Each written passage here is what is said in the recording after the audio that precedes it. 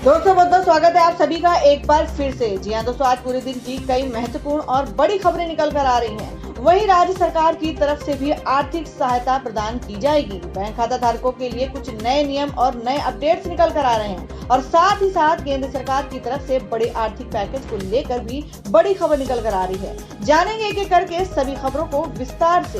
तो बिना समय गंवाए चलते हैं पहली बड़ी खबर की ओर।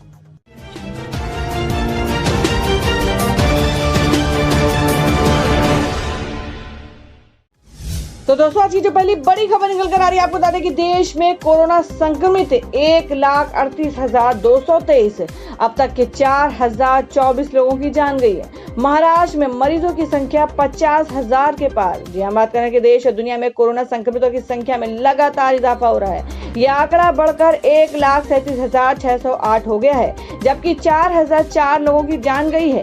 कोविड-19 इंडियन ऑर्गेनाइजेशन के अनुसार 77,322 एक्टिव मामले हैं, जबकि 57,273 इलाज के बाद ठीक भी हो गए हैं। और आपको बता दें कि पिछले 24 घंटे में 6,758 नए मामले सामने आए हैं, जबकि 156 लोगों की जान गई है। स्वास्थ्य मंत्रालय के मुताबिक संक्रमण के कुल मामले 1,31,868 हो गए हैं, जबकि बीमारी के कारण जान जाने वालों की संख्या 3,867 तक पहुंच गई है और 73,560 लोगों का उपचार चल रहा है, जबकि 54,440 लोग स्वस्थ हो गए हैं और एक मरीज विदेश चला गया है। पिछले 24 घंटे में रिकॉर्ड 6,767 नए मामले सामने आए हैं और 147 लोगों की जान गई है। आपको बता दें कि महाराष्ट्र में कोरोना के मरीजों की संख्या 50,000 के पार पहुंची है। राज्य में बीते 24 घंटे में कोरोना संक्रमण के 3,041 नए केस सामने आए हैं, जबकि कुल 58 लोगों की जान गई है। राज्य में कुल संक्रमित मरीजों की संख्या बढ़कर 50,231 तक पहुंच गई है और जान जाने वालों का आंकड़ा बढ़कर 1,635 हो गया है। और अब अगली बड़ी खबर बता दें कि 25 मई से शुरू होंगी घरेलू उड़ानें। IGI एयरपोर्ट पर पहले दिन 190 विमान करेंगे टेक ऑफ। जी हम बात कर रहे हैं कि पूरे देश में 25 मई से घरेलू उड़ानें शुरू हो रही हैं। अधिकांश राज्यों ने इसकी अनुमति दी है, लेकिन कुछ राज्यों ने कोरोना वायरस के संक्रमण को देखते हुए सरकार के इस निर्णय पर सवाल उठाए हैं। इस बीच नागरिक उड्डयन मंत्रालय के सचिव एयरलाइंस और एयरपोर्ट ऑपरेटर्स के साथ बैठक करेंगे, जिसमें उड़ानों की तैयारियों के बारे में चर्चा की जाएगी। जिन राज्यों में उड़ान संचालित हो रहे हैं, वहाँ स्टैंडर्ड ऑपरेटिंग प्रोसीजर SOP कैसे लागू करना है, इस पर भी बात होगी। बैठक में उन राज्यों पर भी चर्चा की जाएगी जिन्होंने उड़ानों के संचालन पर ऐतराज जाहिर किया है। राष्ट्रीय राजधानी दिल्ली के इंदिरा गांधी इंटरनेशनल एयरपोर्ट ने स्वस्थ और सुरक्षित हवाई यात्रा को बढ़ावा देने के लिए पुख्ता इंतजाम किए हैं। DIAL के अनुसार एयरपोर्ट पर एंट्री गेट और चेक इन जैसे स्थानों पर यात्रियों के लिए automatic hand sanitizer machine, floor marker सहित कई व्यवस्थाएं की गई हैं। दिल्ली एयरपोर्ट सोमवार से करीब 380 उड़ानों का संचालन करेगा।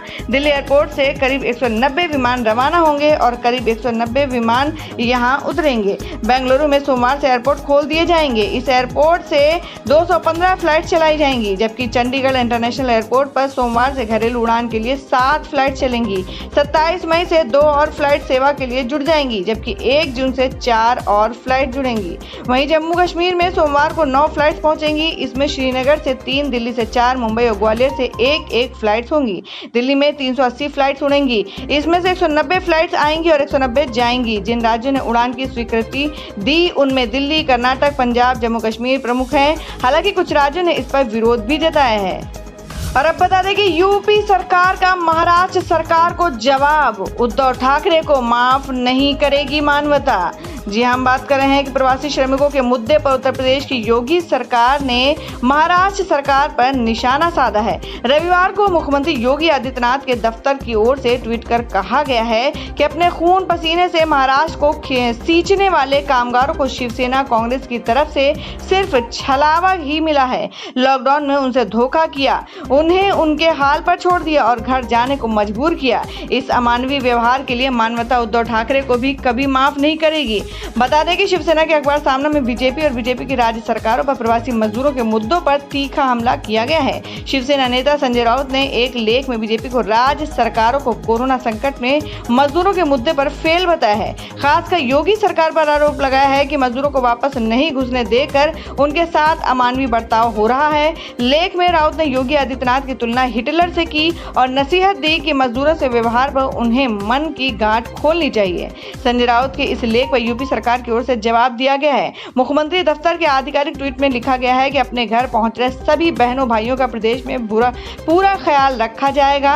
अपनी कर्मभूमि को छोड़ने के लिए मजबूर करने के बाद उनकी चिंता का नाटक मत कीजिए। सभी श्रमिक कामगार बंधु आश्वस्त हैं कि उनकी जन्मभूमि का उनका हमेशा ख्याल रखेगी। शिवसेना और कांग्रेस आश्वस्त रहें। ट्वीट में लिखा गया है, संजय राउत जी, एक भूखा बच्चा ही अपनी मां को ढूंढता है। यदि महाराष्ट्र सरकार ने सौतेली मां बनकर भी सहारा दिया होता तो महाराष्ट्र को गढ़ने वाले हमारे उत्तर प्रदेश के निवासियों को प्रदेश वापस न आना पड़ता। अंत में एक और ट्वीट में लिखा गया कि मुख्यमंत्री योगी आदित्यनाथ के नेतृत्व में उनके उत्तर प्रदेश खुले दिल से और प्रवासी भाई बहनों के गृह प्रदेश में ही आजीविका के वादे के साथ अपने सभी प्रवासी कामगारों श्रमिक बंधुओं का स्वागत कर रहा है। और अब बता दें कि दरभंगा की ज्योति बोली, इवांका ट्रंप दीदी थैंक्स, साइकिल रेस जीत गई तो मिलने आऊंगी अमेरिका। जी आपको बता दें कि अमेरिका के राष्ट्रपति डोनाल्ड ट्रंप की बेटी इवांका ट्रंप ने जब बिहार के दरभंगा की रहने वाली ज्योति की कहानी को ट्वीट किया तो वह सोशल मीडिया पर छा गई। हर ओर ज्योति हौसले और हिम्मत की चर्चा होने लगी। बता दें कि ज्योति ने अपने बीमार पिता को साइकिल पर बैठाकर गुरुग्राम से दरभंगा तक का लगभग 1200 किलोमीटर का सफर साइकिल से तय किया। एक न्यूज चैनल से बात करते हुए ज्योति कहती हैं कि वह इवांका दीदी को थैंक्स कहना चाहती हैं। ज्योति एक बार इवांका से मिलना भी चाहती हैं। वे कहती हैं कि जब वह साइकिलिंग रेस जीतेंगी उसके बाद इवांका दीदी से मिलने अमेरिका जाएंगी। ज्योति जानती है कि इवांका से मिलना आसान नहीं है, इसके बावजूद उनका हौसला कम नहीं है। ज्योति का मानना है कि जब वे रेस जीतेंगी तो इवांका जरूर उनसे मिलेंगी। 500 रुपए में खरीदी थी साइकिल।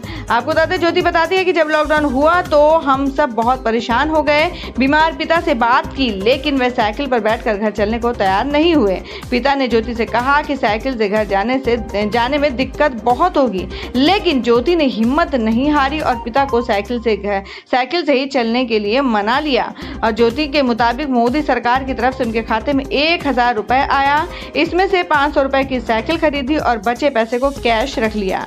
रास्ते में लोग खाना खिला रहे थे, इसलिए वो पैसा भी खर्च नहीं हुआ। शिक्षा और साइकिलिंग के क्षेत्र में नाम कमाना चाहती हैं ज्योति। अपने हौसले और हिम्मत से चर्चा में आई दरभंगा की बेटी ज्योति अब शिक्षा और साइकिलिंग के क्षेत्र में नाम कमाना चाहती हैं। फिलहाल उसकी इच्छा दरभंगा में ही पढ़ाई करने की है, साथ ही प्रैक्टिस करने के लिए एक अच्छी साइकिल चाहती हैं। इवांका ट्रंप की ओर से तारीफ किए जाने से उत्साहित ज्योति ने शनिवार को हिंदुस्तान से बातचीत में कहा कि अभी हमें सबसे अधिक आर्थिक मदद की जरूरत है। उसने कहा कि मीडिया में मेरा नाम आने के बाद रोज घर पर कई लोग मिलने आते हैं। कुछ लोगों ने आर्थिक मदद भी की है, कुछ ने मदद का आश्वासन दिया है, लेकिन हमें अभी तक उस प्रकार की मदद नहीं मिली है जिससे हम खेल या पढ़ाई के क्षेत्र में आगे बढ़ सके। परिवार में है 7 लोग। जिला मुख्यालय दरभंगा से 30 किलोमीटर दूर है सिरहुल्ली गांव। सिंहवाड़ा प्रखंड की टेकटार पंचायत के इस गांव की आबादी करीब 4000 है। इसी गांव में अपने बीमार पिता को गुरुग्राम से साइकिल पर बैठाकर घर पहुंचने वाली ज्योति कुमारी का घर है। पिता को साइकिल पर बिठाकर करीब 1200 किलोमीटर की यात्रा करने वाली ज्योति 10 बाई 12 के एक कमरे में अपने पूरे परिवार के साथ रहती हैं। तो दोस्तों, खबरों में आगे बढ़ने से पहले जान लेते हैं आज के माइंड क्विज के सवाल को। आज का सवाल है, आपको बताना है कि देश के वर्तमान रेल मंत्री का क्या नाम है। इसका जवाब आपको वीडियो के नीचे कमेंट बॉक्स में देना है और सही जवाब देने वाले को रैंडमली सिलेक्ट किया जाएगा और वो जीत सकते हैं बम्पर पुरस्कार। बढ़ते अगली खबर की ओर। और अब अगली बड़ी खबर बता दें कि बीजेपी कार्यालय में उड़ी सोशल डिस्टेंसिंग की धज्जियां। कमलनाथ ने पूछा, नियम सिर्फ गरीबों के लिए है क्या मोदी जी? जी आपको बता दें कि बीजेपी नेता और पूर्व सांसद ज्योतिरादित्य सिंधिया के करीबी पूर्व मंत्री प्रभुराम चौधरी के रायसेन के समर्थकों ने शनिवार को भोपाल कार्यालय में भारतीय जनता पार्टी की सदस्यता ग्रहण की। इस दौरान सोशल डिस्टेंसिंग के नियमों का उल्लंघन हुआ। कांग्रेस के दिग्गज नेता और पूर्व मुख्यमंत्री कमलनाथ ने इस पर निशाना साधते हुए कहा कि क्या मोदी जी के लॉकडाउन के नियम सिर्फ गरीबों आम जन के लिए है? आपकी पार्टी के नेताओं पर ये नियम लागू नहीं होते हैं। कमलनाथ ने अपने ट्वीट में लिखा, शिवराज जी, कल कोरोना कोरोना की समीक्षा के दौरान नियमों के पालन पर आप प्रदेशवासियों को सख्त चेतावनी दे रहे थे। प्रदेश में आम जन के लिए इस लॉकडाउन में शादी समारोह हो या गमी हो, संख्या तय है। सभी आम जन नियमों का पालन भी कर रहे हैं, उन्होंने कहा। वही आपके भाजपा कार्यालय में आज लॉकडाउन में आपकी व अन्य जिम्मेदार भाजपा नेताओं की उपस्थिति में एक भीड़ भरा कार्यक्रम आयोजित होता है। नियमों का जमकर माहौल उड़ता है, सोशल डिस्टेंसिंग का जरा भी पालन नहीं होता। इसके पूर्व भी ऐसा कई बार हो चुका है। आपको बता दें, अगले ट्वीट में उन्होंने कहा कि क्या मोदी जी के लॉकडाउन के नियम सिर्फ गरीबों आम जन के लिए है? आपकी पार्टी के नेताओं पर ये नियम लागू नहीं होते हैं? क्या इसके दोषियों पर आम जन की तरह ही कार्रवाई होगी?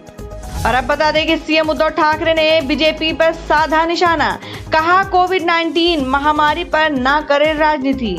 जी आपको बता दें कि महाराष्ट्र के मुख्यमंत्री उद्धव ठाकरे ने रविवार को भारतीय जनता पार्टी यानी बीजेपी का नाम लिए बिना कोरोना वायरस पर राजनीति ना करने की सलाह दी है। बता दें कि उद्धव ठाकरे की सरकार पर कोरोना वायरस को काबू में करने में नाकाम रहने का आरोप लगाते हुए बीजेपी का महाराष्ट्र बचाओ आंदोलन शुरू हो चुका है। इस पर मुख्यमंत्री उद्धव ठाकरे ने रविवार को बीजेपी पर कोरोना वायरस को लेकर राजनीति करने का आरोप लगाया है। उद्धव सरकार में शामिल कांग्रेस ने इस मुहिम को भाजपा बचाओ आंदोलन करार दिया है। आपको बता दें कि मुख्यमंत्री उद्धव ठाकरे ने कहा कि मैं सभी से आग्रह करता हूं कि इस मुश्किल घड़ी को राजनीतिक मुद्दा ना बनाएं। मैं इस समय राजनीति का खेल नहीं खेलना चाहता हूं और हम इस समय निस्वार्थ अपनी जिम्मेदारी निभा रहे हैं और महाराष्ट्र की जनता को हम पर भरोसा है। सीएम उद्धव ने महाराष्ट्र की जनता से अपील की है कि वे अपने घरों में ही ईद मनाएं और कोविड-19 के खिलाफ जारी लड़ाई में एक दूसरे का सहयोग करना होगा। बता दें कि महाराष्ट्र में कोरोना मरीजों की संख्या 47,000 के पार पहुंच चुकी है। वहीं 1600 से अधिक पुलिसकर्मी भी संक्रमित हो गए हैं। और अब अगली बड़ी खबर बता दें कि शिवसेना ने कहा कि सफाई कर्मियों के पैर धोकर पीएम मोदी ने जो मानवता दिखाई वह अब खत्म हो गई है। जी आपको बता दें कि लॉकडाउन के चलते प्रवासी मजदूरों श्रमिकों को हो रही परेशानियों को लेकर शिवसेना सांसद संजय राउत ने पीएम मोदी पर निशाना साधा है। आपको बता दें कि संजय राउत ने रविवार को कहा कि प्रधानमंत्री नरेंद्र मोदी ने सफाई कर्मियों के पैर धोकर जो मानवता दिखाई थी वह अब समाप्त प्रतीत होती है।